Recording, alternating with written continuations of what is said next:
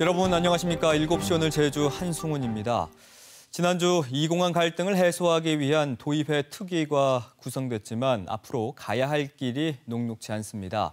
특위 활동 기간은 6개월. 이 기간 안에 이공항 관련 도민 의견 수렴 방안을 찾고 또 첨예한 갈등을 해소하기 위한 대응 방안도 모색해야 하는데요.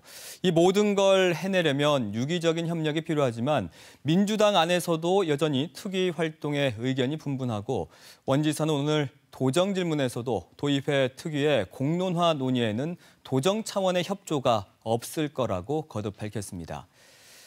이공항 특위는 앞으로 어떤 행보를 보일까요? 오늘 이 내용과 관련해 짤막 대담 준비되어 있습니다. 자, 우선은 오늘 준비한 주요 뉴스부터 정리해드립니다. 제주도입회 도정 질문 첫날인 오늘 제주도의 오라 관광단지 자본검증 성과가 도마 위에 올랐습니다. 도정 질문 첫날 주요 쟁점을 뉴스 브리핑에서 전합니다. 지난 15일 구성된 제주도입회 이공항 갈등 해소 특위. 도민 의견 수렴과 제주도 국토부 설득 등 해야 할 일이 많은데요. 앞으로 특위 활동 계획을 짤막 대담에서 들어봅니다. 제주 지역 중증 응급의료 체계의 현실과 서비스 개선을 위한 방안을 고민해보는 연속 대담 준비했습니다. 첫 순서로 송병철 제주대학교 병원장과 이야기 나눕니다.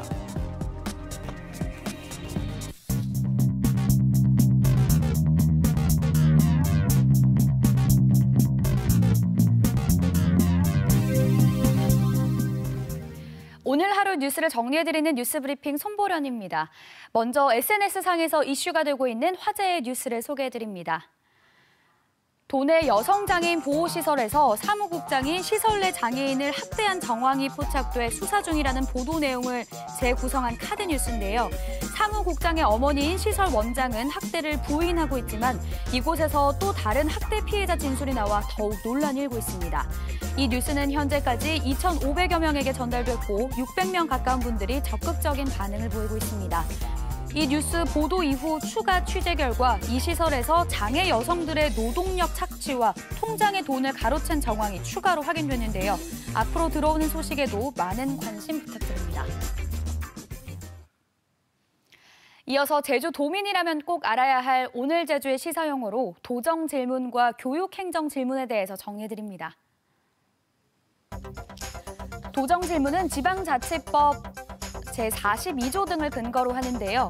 도의회에서 도지사나 관계 공무원에게 출석을 요구해 행정사무 전반 또는 일부에 대해서 처리 상황을 보고받거나 의견을 진술하고 소견을 듣는 과정을 말합니다. 교육행정질문은 도정질문과 같은 방식으로 진행되며 교육감 등 교육청 관계자가 출석해 답변을 하는 주체가 되는데요.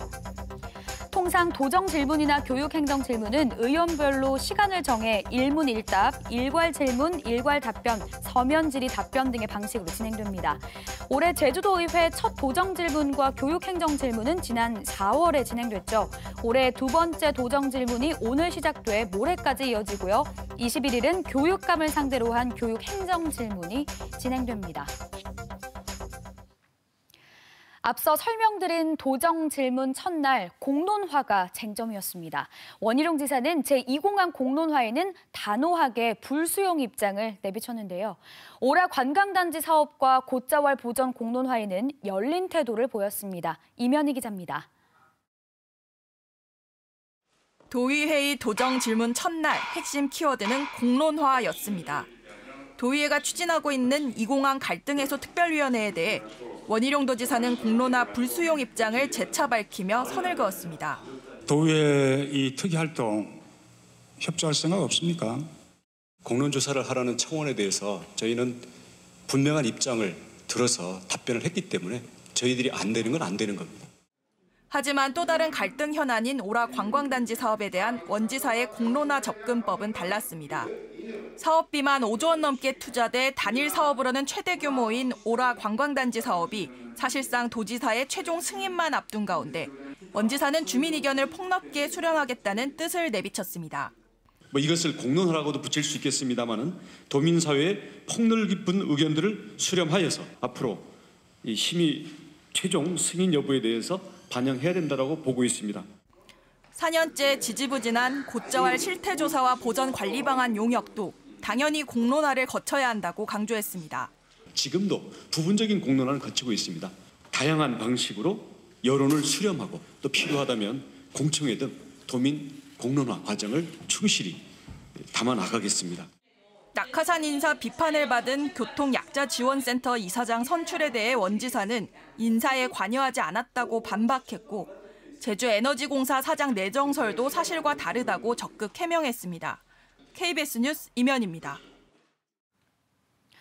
이번에는 제주국제대 문제 속보입니다. 국제대 유치원 횡령 의혹과 환승센터 부지 매각 의혹 등의 논란에 총장까지 수사를 촉구하는 상황인데요.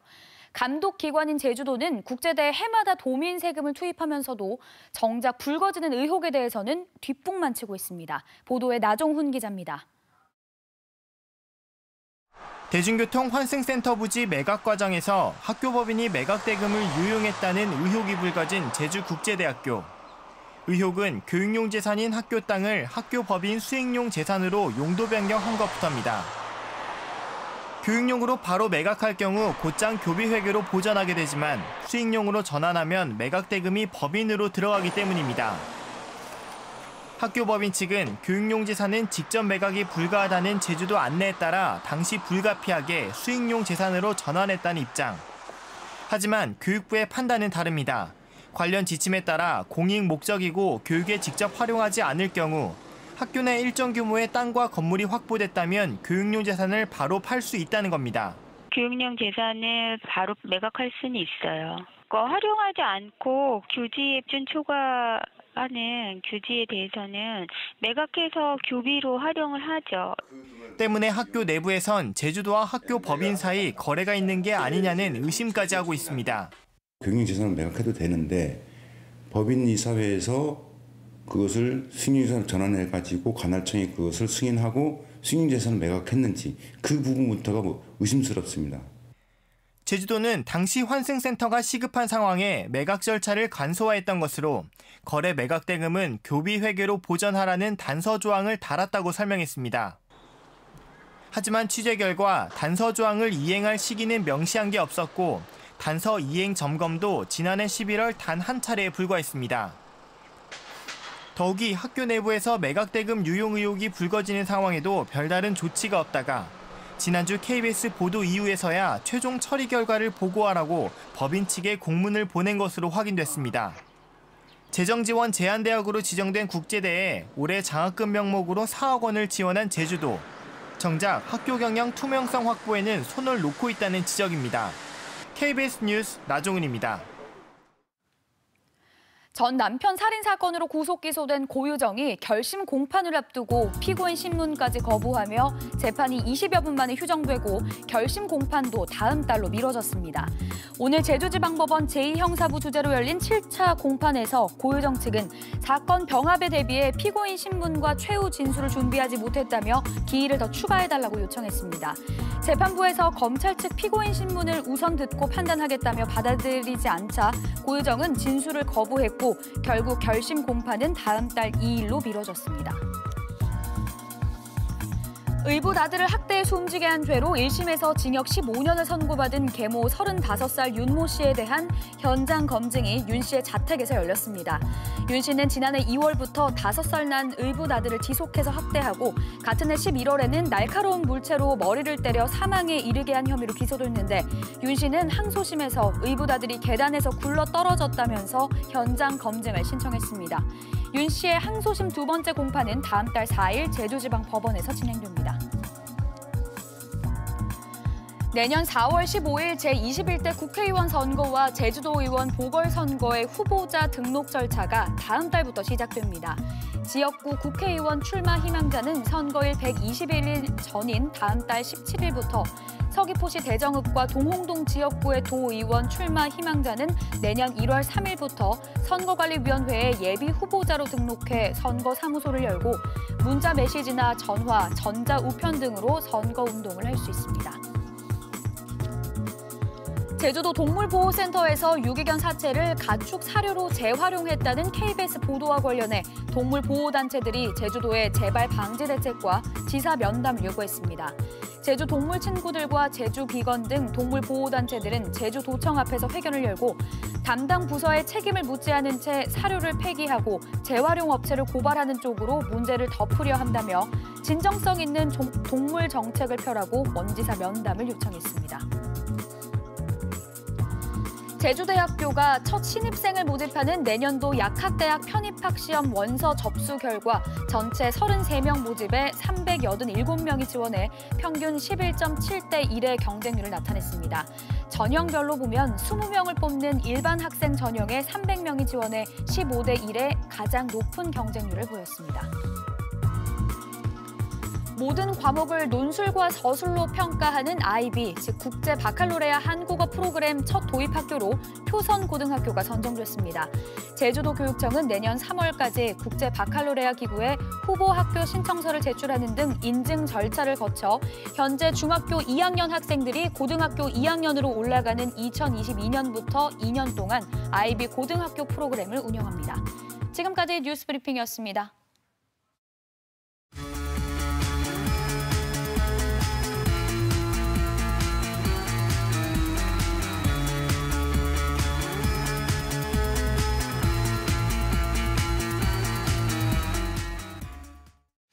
우여곡절 끝에 제2공항 공론화 특위 구성 결의안이 2공항 갈등 해소 특위로 이름을 수정하고 지난 15일 도의회를 통과했습니다. 찬반 단체의 입장이 극명하게 엇갈리는 가운데 앞으로 2공항 갈등 해소를 위한 특위 행보에 지역사회에 관심이 쏠리고 있는데요. 특위위원으로 선임된 홍명한 의원 오늘 이 시간 모시고 자세한 이야기 나눠볼까 합니다. 안녕하십니까? 어서 오십시오. 안녕하십니까? 홍명한입니다. 자, 2공항 갈등이 첨예한 상황에 큰 중책을 맡으셨습니다. 각오부터 좀 한 말씀 들어볼까요? 상당히 부담스럽습니다. 지금 제2공항이 지금 강정 해군기지 우리 어떤 과거의 아픈 경험이 있는데 더 큰 갈등이 생기지 않을까 우려되는데요. 이 갈등을 해소하는 데 있어서 조그마한 어떤 역할이라도 할 수 있도록 최선을 다하겠습니다. 2공항 특위 구성 결의안이 도의회를 통과하기까지 참 순탄치가 않았습니다. 민주당 내에서도 본회의 표결 과정에 반대까지는 아니지만 기권표를 던진 분도 있었는데 여전히 서로 다른 목소리가 있는 거죠. 민주당이 조금은 좀 민주스럽습니다. 조금은 다양하고 또 개별 의원들의 의견을 존중하는데요. 민주당 내에서 일단 당론으로 만장일치로 결정을 했습니다. 만장일치로 결정을 한 사항을 갖고 수속 이행에 있어서 약간 매끄럽지 못한 부분이 있는데요. 앞으로는 아마 한 목소리 내지 않을까 그렇게 생각하고 있습니다. 이게 만장일치로 당론이 됐었던 겁니까? 그렇습니다. 근데 당론으로 돼서는 안 된다라는 분도 계셨는데. 그래서 이게 참 좀 애매한 사항이 있는데요. 제가 그 당시 그 김경학 고용호 의원님과 저하고 이제 박원철 원내대표님 그리고 오영훈 도당위원장이 이제 중재를 서서 제가 그 문구를 합의를 했던 그 당사자입니다.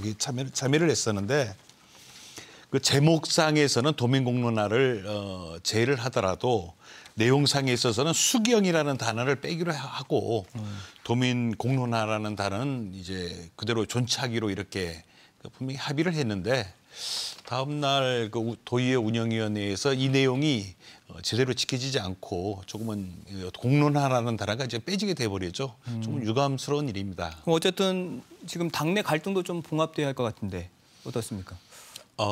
이번 투표 과정 속에서도 봤습니다만 대부분 의원님들이 같이 이제 행동 통일을 해주셨고요. 아쉽게도 좀 두 분 의원님께서 참여를 못 해주셔서 그 부분은 조금 아쉽습니다. 네, 앞서 말씀해 주셨지만 2공항 공론화 특위 구성 결의안이 논의 과정에서 갈등 해소 특위로 수정이 되고 또 그 발의안에 있던 수기형 공론화라는 문구는 사라졌거든요. 네. 그래서 이 공론화 절차가 제한된 범위 안에서 이루어지는 것 아니냐 하는 우려의 시각도 있어요.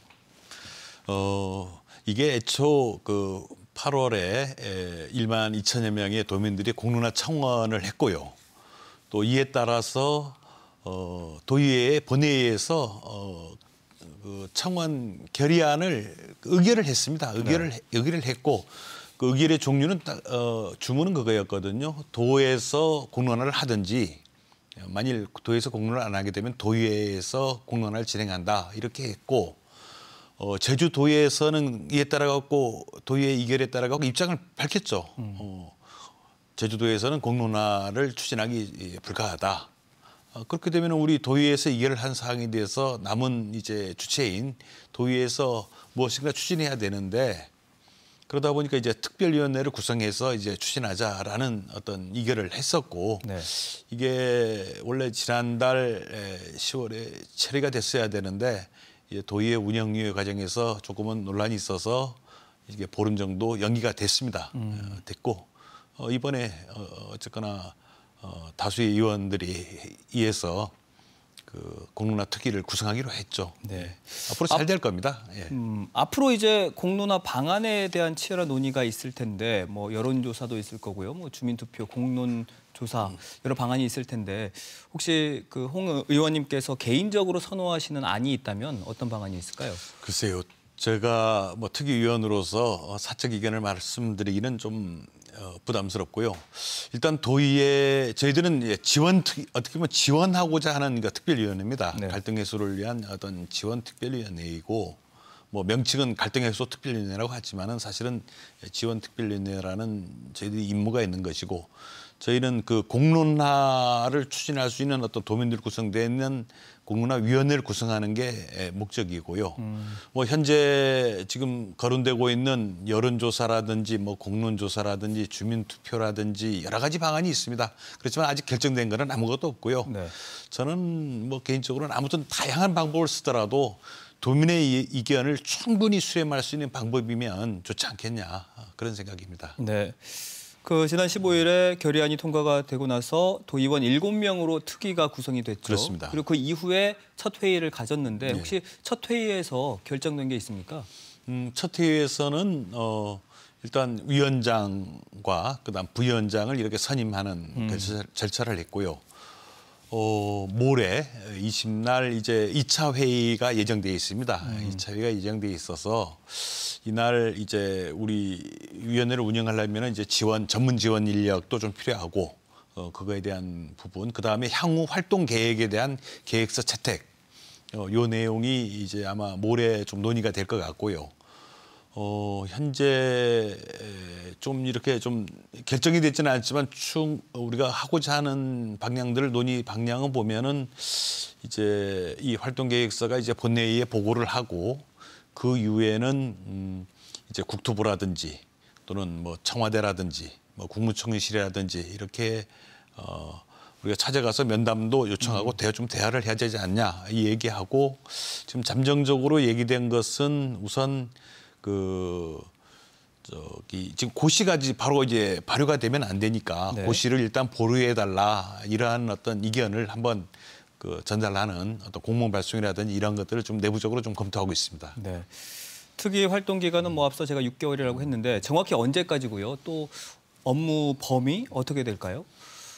뭐 기한은 이제 6개월이지만은 뭐 이거는 뭐 일단 정해진 기한이고요. 이번에 행정사무조사 특위도 뭐 불가피하게 한 2개월 정도 연장도 하긴 했습니다. 그거는 이제 진행돼 나가는 어떤 과정을 보면서 어떤 최고의 목적은 시한이 아니라 갈등 해소가 저희들의 목적이고요. 그 다음에 업무의 범위라는 거는 각종 갈등 해소를 하기 위한 다양한 어떤 종합적인 문구에서는 종합적인 검토를 하도록 돼 있고 최종적으로는 그 결정된 사항에 대해서 우리가 도의회에서 채택을 하고 그거에 대한 어떤 결의안을 내는 것 정도로 이렇게 지금 업무의 범위가 정해져 있습니다. 네. 어쨌든 간에 이제 특위 활동 기간을 어떻게 활용하느냐 이것도 참 중요할 텐데 특위 활동을 통해서 이 공항과 관련해서 어떤 성과를 좀 기대하고 계신지요? 뭐 지금 한 번도 이제 시도해 보지 않은 일이고 사실 선례가 없는 일이고 그렇습니다. 상당히 힘든 일이지만은 지금 어떤 강정해군 기지 같은 사태가 생기지 않도록 도민의 의견들을 충분히 수렴하고 또 특히 이제 전문가들의 어떤 의견이라든지 또는 다양한 도민들의 의견들을 모으는 과정들을 한번 해보고요. 그 다음에 뭐 다음 주 정도에서 이러한 뜻들을 뭐 중앙정부 쪽에 충분히 전달하도록 하겠습니다. 네. 그런데 이제 특위가 어떤 형태로든 공론화 절차를 진행을 해도 결국에는 이 결과를 제주도와 국토부가 받아들여야 하는 것 아니겠습니까? 근데 지금 양쪽 모두 부정적인 입장이에요. 어떻게 보십니까? 네. 지금 아쉽습니다만은 오늘도 원희룡 지사께서는 공론화에 대해서는 일정 선긋기를 하고 있어서 조금 아쉽고요. 네. 행정에서 지원이 좀 필요하고 그다음에 국토부 같은 경우는 지난번에 당정 협의 과정에서 제주도에서 객관적이고 공정한 어떤 합리적인 의견을 전달하면은 그거에 대해서는 충분히 수용할 수 있다. 저도 그제 그 오영훈 도당위원장하고도 그 내용은 지금도 살아있다. 우리가 객관적이고 공정하고 합리적인 의견을 도민의 의견을 모은다면은 그것에 대해서는 국토부는 수용할 것이다. 이렇게 생각하고 있습니다. 네, 이 공항 갈등 해소를 전면으로 내세운 만큼 특위의 어깨가 참 무겁겠습니다만 그래도 어쨌든 좋은 성과를 내길 기대해 보겠습니다. 예. 오늘 나오셔서 고맙습니다. 예, 최선 다하겠습니다. 감사합니다.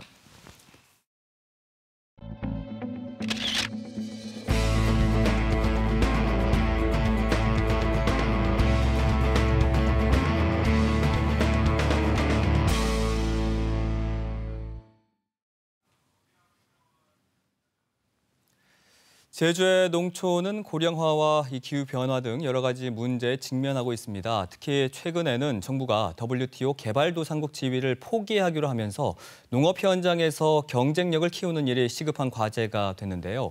이런 이 농촌 현실에 맞는 대안으로 농업에 정보통신 기술을 접목한 스마트팜이 주목받고 있습니다. 직접 화면으로 만나보시죠. 서귀포시 남원읍은 제주에서 일조량이 가장 많아 귤이 맛좋기로 유명한 감귤 주산지입니다. 이곳에서 감귤 농사를 짓고 있는 오기론 씨는 매일 아침 9시면 농장으로 출근하는데요. 그가 도착해서 가장 먼저 하는 일은 농장을 둘러보는 것이 아니라 사무실에 앉아 컴퓨터를 살펴보는 것입니다. 농사 지은 지가 지금 10년이 훨씬 넘었는데요. 오자마자 농장에 온실에 들리지 않고 먼저 사무실에서 지금 각 농장의 현 상황을 파악하고 싶어가지고 지금 실시간으로 모니터링하고 지난 과거 데이터 이력을 보는 작업을 먼저 하고 있습니다. 네. 그가 재배하는 농장은 3개소로 약 15,000제곱미터입니다. 특히 최근에는 감귤 수확을 앞두고 한창 바쁠 시기인데요. 하지만 정신없을 거라는 예상과는 달리 농장 안은 매우 평온합니다. 이곳에서 일하는 사람은 오기론 씨 단 한 명뿐인데요. 혼자라 더 바쁠 것 같지만 그는 여유롭게 농장 내에 설치된 스마트팜 장비만 살펴볼 뿐입니다. 스마트팜은 농장 내에 온실 안에 각종 센서, 환경 센서를 이용해가지고 각종 정보를 수집을 하고요. 그로 인해서 제어를 하고 그리고 데이터 수집을 하고 모니터링하는 그런 시스템입니다. 시설을 살펴보면 먼저 일조량과 온도를 조절하는 보온 커튼과 천장 자동 개폐기가 있고요. 겨울철 냉해를 방지하고 습도를 낮춰주는 유동 팬도 설치되어 있습니다. 그리고 자동으로 물을 공급하는 관수 조절 장치와 온도가 비정상적으로 높을 때 온도를 낮춰주는 배기 팬도 있는데요.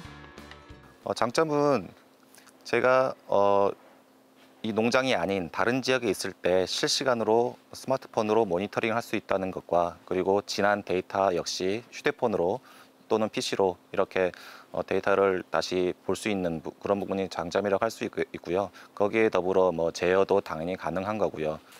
이러한 시스템 덕분에 큰 화재도 피할 수 있었는데요. 그 과열로 인해서 화재가 난 거고요.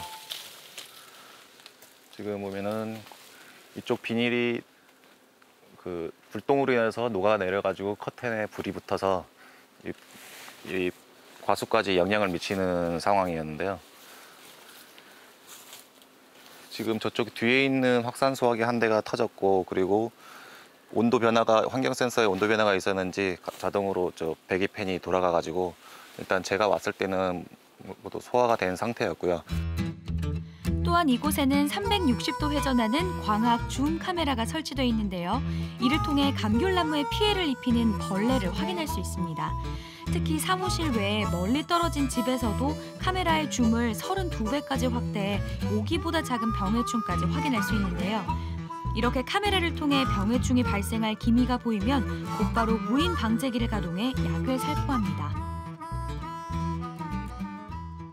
가정에서 PC로 직접 농장에 오지 않고 먼저 1차적으로 확인을 하고 그 다음에 농장에 와서 2차 제대로 된 예차를 하는 게 효과적이라고 봐서 저는 지금 이런 식으로 운용을 하고 있는데 이번에는 스마트폰 카메라로 온실 안의 바닥을 꼼꼼히 비춰봅니다. 과연 무엇을 하는 걸까요? 누수 현황이 있는지 열화상 카메라로 체크를 먼저 해보는 거고요. 지표면과 달리 이쪽에 더 까맣죠. 그러니까 여기가 그만큼 물이 많이 고여 있다는 얘기가 되기 때문에 이 부분까지도 체크를 해서 어떤 새는 누수 현황은 없는지도 체크를 해야 됩니다. 스마트팜에서 자신감을 얻은 오기론 씨는 여기에 그치지 않고 드론까지 새롭게 도입해 감귤 농사에 적극적으로 활용하고 있는데요.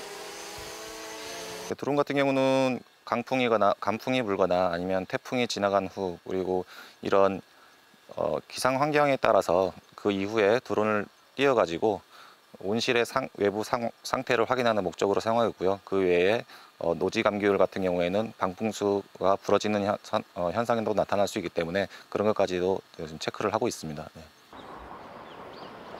오늘은 특별한 모임이 있는 날입니다. 독학으로는 한계를 느낀 오기론 씨는 같은 고민을 하는 농부들과 스마트팜 연구회를 만들어 도움을 받고 있는데요. 그다음에 노점 온도. 실제적으로 측정하는 온습도 센서는 이렇게 되고요. 이게 말 그대로 다공성으로 되기 때문에 장기간 침수되지 않는 이상은 고장나지는 않습니다. 농민이 직접 만들어서 쓰는 환경 계측 시스템.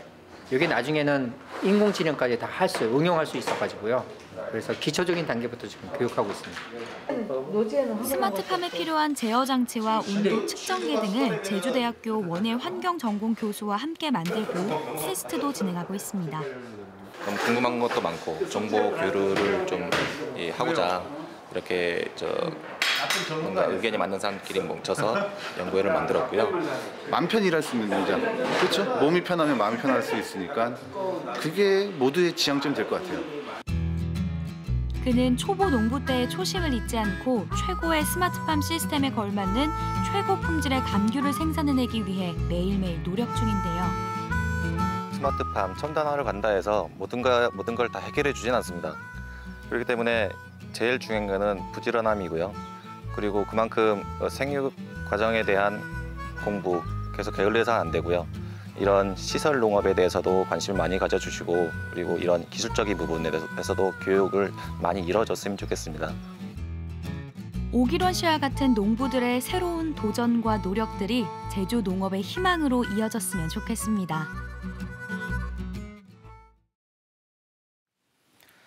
지난 2014년 5,100여 명이던 도내 중증 응급질환자가 3년 뒤 2배 가까이 급증했는데요. 하지만 도내 중환자실 병상 수는 해마다 줄고 있습니다. 지난주 탐사K를 통해서 이 같은 제주 지역 중환자실의 현실을 연속으로 보도해드렸죠. 이번 주는 연속 대담을 통해 제주 중증 응급의료 체계의 현실과 서비스의 질을 높이기 위한 방안을 다뤄볼까 합니다. 자, 오늘 첫 번째 순서로 송병철 제주대학교 병원장 나오셨습니다. 안녕하십니까? 어서 오십시오. 네, 안녕하십니까? 네. 지난주 KBS 탐사팀에서 제주 지역 중환자실 문제를 집중적으로 보도해드렸는데 혹시 보셨습니까? 네, 봤습니다. 네. 원장님께서는 그 현장에서 아마 이 현실을 더 뼈저리게 느끼실 텐데 보도에서도 나왔습니다만 그 제주 지역 중환자실 부족 지금 얼마나 심각한 상황인가요? 일반적으로 일반 병실 100병상당 중환자실이 약 7 내지 8병상 정도가 필요한데 제주 지역은 한 4 내지 6병상으로 실제로 필요한 병실의 한 20에서 30% 정도가 부족합니다. 병실이 부족하다 보니까 병살 가동률이 거의 90%를 육박하는데 특히 제주대학병원이나 한라병원 같은 경우는 95%를 넘어가기 때문에 거의 매일이 중환자실이 없거나 하나 둘 있는 상황이기 때문에 중환자가 발생을 할 때 적절한 대치가 굉장히 어렵습니다. 따라서 이런 문제를 해결하기 위해서는 제주도에 있는 그 의료기관뿐만이 아니고 중앙정부라든가 지방정부가 적극적으로 좀 나서주기를 바랍니다. 네. 중환자실 부족 문제 이 속을 좀 들여다보니까 단순하게 병상 부족 문제만이 아니라 의료 인력 부족도 한 원인으로 보이거든요. 현장 상황은 어떻습니까? 실제로 중환자실을 적절하게 운영하기 위해서는 중환자실을 전담하는 상주사가 반드시 필요합니다. 그렇지만 중환자실 업무 자체가 굉장히 고된 노동이기 때문에 대부분 의사들이 중환자실을 전문으로 하지는 않습니다. 꺼려하는군요. 네, 맞습니다. 실제적으로 전국적으로 종합병원 이상에서 중환자 전담 의사를 근무하는 병원은 40% 정도 되고요. 제주 지역 같은 경우는 6개의 종합병원에서 2개의 병원만 중환자 전문의가 상주를 하고 있습니다. 또한 그 간호 인력도 굉장히 중요한데 간호 인력 같은 경우도 이제 가장 중요한데 제주 지역 같은 경우에는 간호 인력이 부족 때문에 실질적으로는 제주 지역에 있는 모 병원에서는 12개의 중환자실 병실이 있음에도 불구하고 실제로 간호 인력 부족으로 운영을 못하고 있는 그런 실정입니다. 네. 뭐 여기에다가 그 지역적인 특성이라든지 또 네. 간병비 부담 등 사회적인 문제까지 좀 복합적으로 작용하고 있었습니다. 네. 이 부분 어떻게 파악하고 계신가요? 제주 지역은 중환자실만 부족한 게 아니라 일반 병실이나 요양병원도 전국의 평균에 비해서 약 병실이 한 50 내지 60%로 이제 낮기 때문에 저희가 중환자실이든 일반 병실을 굉장히 효율적으로 사용을 해야 되는데 굉장히 효율이 낮습니다. 그 이유로 가장 큰 부분이 제주 지역에 있는 종합병원의 재원 일수, 즉 입원 환자들이 입원한 날수가 저희보다 이제 중증도가 높은 상급 종합병원보다 재원 일수가 2.5일, 3일 높습니다. 네. 그 가장 큰 이유는 제주 지역 주민들이 인식에 문제가 있는 걸로 보는데 병원에 오래 입원해 있을수록 더 병이 빨리 낫는다고 생각을 하지만 실제는 그렇지는 않고요. 오히려 2차 감염이라든 문제라든가 합병증이 생기기 때문에 병원은 가급적인 입원을 최소화하는 부분이 가장 중요하다고 보고요. 또 하나는 제주 지역은 육지로 떠나는 자녀들이 많기 때문에 두 노인분만이 거주를 하거나 아니면 독거노인이 많기 때문에 그런 부분이 실제로도 중환자실을 퇴원이 가능한 상태에서도 간병인 문제가 있기 때문에 또 일반 병실을 못 가는 경우가 많습니다. 왜냐하면 일반 병실로 가는 경우에는 간병인을 두지 않으면 본인이 이제 일반 병실에 지내기가 어렵기 때문에 그런 경우에도 중환자실에서 2, 3일 정도 체류하는 경우가 많고 또 하나는 간병인 문제가 이제 중요한 게 뭐냐면 중환자실에서 있을 때 비용보다는 일반 병실로 갔을 때 간병인 비용이 더 나오기 때문에 더 나온다고요? 네, 그게 보험이 안 되기 때문에 더 드는 수가 있습니다. 그렇기 때문에 경제적으로 어려운 경우에는 중환자실에 더 있는 경우도 있고 경우에 따라서는 중환자실에 있다가 집으로 퇴원하는 경우도 아주 드물게 발생을 합니다. 예, 그런 지역적인 특성이 좀 있습니다. 그렇다면 원장님께서 생각하시는 제주에 맞는 중증 응급의료 체계 개선 좀 어떤 방안이 있을까요? 현실적으로 이제 시설을 늘리고 이제 의료 인력을 늘리는 게 가장 중요한 일이지만 그러한 상황이 해결되기까지는 지금에 있는 시설을 잘 활용을 하고 서로 연계 시스템이 상당히 중요한데 특히 중증 응급 환자 같은 경우는 골든타임이 굉장히 중요하기 때문에 특히 자체 병원에서 환자를 해결할 수 없는 경우에는 그 환자의 의료 정보 같은 걸 공유하는 시스템이 중요하다 보는데 지금 같은 경우는 환자가 이제 이송이 되는 경우에 모든 의무기록이라든가 사진과 영상 사진을 CD에 복사해서 들고 오는데 그 시간이 많이 필요하고 또 환자가 오고 난 다음에 이송된 병원에서 의료진의 결과를 보기 때문에 상당히 시간이 많이 걸립니다. 제 생각에는 환자를 만약 꼭 그 병원에서 해결하지 못하고 이송해야 되는 경우에는 그 데이터나 의무 기록을 클라우드 베이스에 이제 탑재를 하면 환자가 출발함과 동시에 이쪽 병원에서 환자 진료를 보고 만약 필요한 경우는 환자가 도착하자마자 즉시 시술이나 수술을 하면 적어도 30분 또는 40분 정도 시간을 저희가 이제 단축시킬 게 있기 때문에 특히 중증 응급 환자의 어떤 치료 결과를 상당히 향상시킬 거라고 생각을 하고 있습니다. 근데 그게 지금의 현실에서는 좀 불가능합니까? 그런 시스템이 안 돼 있습니다. 왜냐하면 각자 제주 지역에는 의료기관 6개가 있지만 각자 다른 독립적인 기관이기 때문에 그걸 통합적으로 운영해 줄 수 있는 그런 주체가 없는 상황입니다. 네. 이 중환자실 문제를 해결하기 위해서 그 자치단체 차원의 적극적인 노력도 뭐 어떤 지원 같은 게 필요하다고 보시는지요? 네.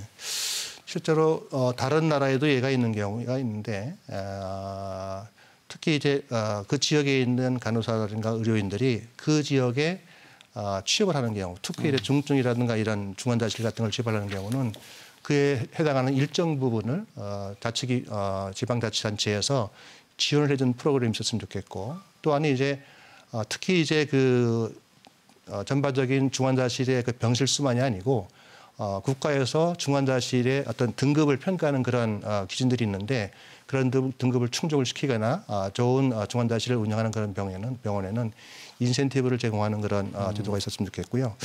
궁극적으로는 그렇게 해서 해도 시스템을 개선하거나 인력을 충원해도 기본적으로 중환자실이 워낙 적기 때문에 상당히 많은 이제 중환자실 그런 증축이 필요한데 한 개인 병원의 노력으로만 해결하기 어렵기 때문에 지방 정부라든가 중앙 정부가 적극적으로 예산이라든가 행정적인 지원을 좀 해줬으면 좋겠는데 저희 혼자 하면 한 10년 걸릴지 모르겠지만 지방 정부가 도와주시면 더 빨리 이런 거를 단축시키지 않을까 그렇게 생각을 합니다. 네.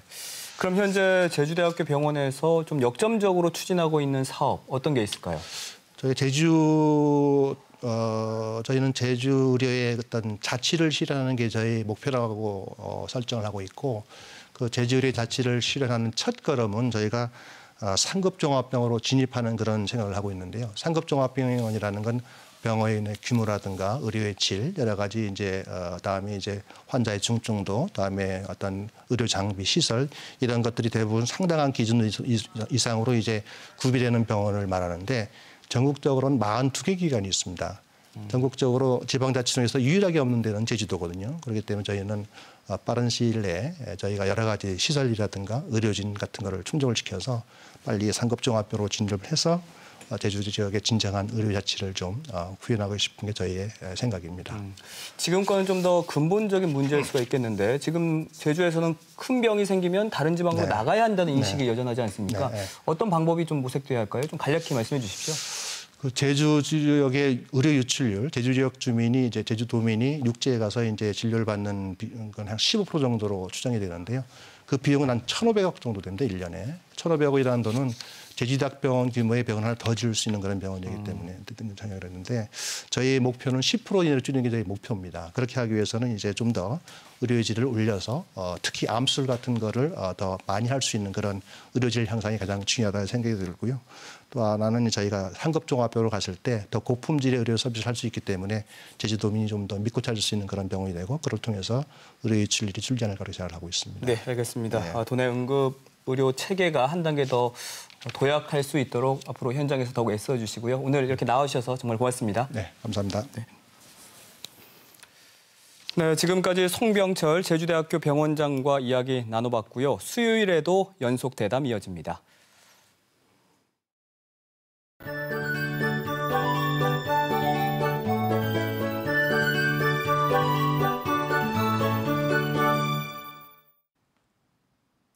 하루 사이에 볼에 닿는 바람결이 완전히 달라졌습니다. 현재 남부 지역을 제외한 제주 전역에는 강풍주의보가 내려졌고요. 고산 지역에는 초속 14m 안팎의 강한 바람이 불고 있는데요. 오늘 비가 그친 낮에도 기온이 어제보다 7도가량 떨어져서 쌀쌀했죠. 오늘 황사의 영향으로 밤까지 미세먼지 농도도 높게 나타나겠습니다. 내일은 하늘에 구름이 다소 끼면서 대체로 맑겠고 공기질도 양호하겠는데요. 북서쪽에서 찬 공기가 계속 유입되고 있어서 기온은 오늘보다 4에서 6도가량이 더 낮겠습니다. 내일 산지는 새벽에 5mm 미만의 비가 내리거나 한라산 정상 부근은 1cm 안팎의 눈이 내리겠습니다. 한라산 등반 계획이 있으시다면 미끄럼 사고를 유의하셔야겠습니다. 이어서 자세한 내일 지역별 날씨입니다. 내일 아침 최저 기온은 9도 안팎으로 오늘보다 5에서 6도 낮게 출발하겠습니다. 낮 기온은 14도 선에 머물며 오늘보다 2에서 3도 정도 낮겠습니다. 현재 제주도 전해상과 남해서부 먼바다는 풍랑주의보가 발효 중인 가운데 내일도 전해상에서 물결이 최고 4m로 높게 일겠습니다. 모레 새벽까지는 해상의 바람도 매우 강하고 물결도 매우 높겠습니다. 항해나 조업하시는 분들은 유의하시기 바랍니다. 날씨 변동이 큰 만큼 건강관리에 각별히 유의하셔야겠습니다. 주 중반까지는 기온이 평년 수준보다 낮아서 춥겠고요. 주 후반부터는 평년 수준을 대체로 회복하겠습니다. 금요일과 일요일 오후부터 월요일 오전까지는 비 소식이 있습니다. 날씨였습니다.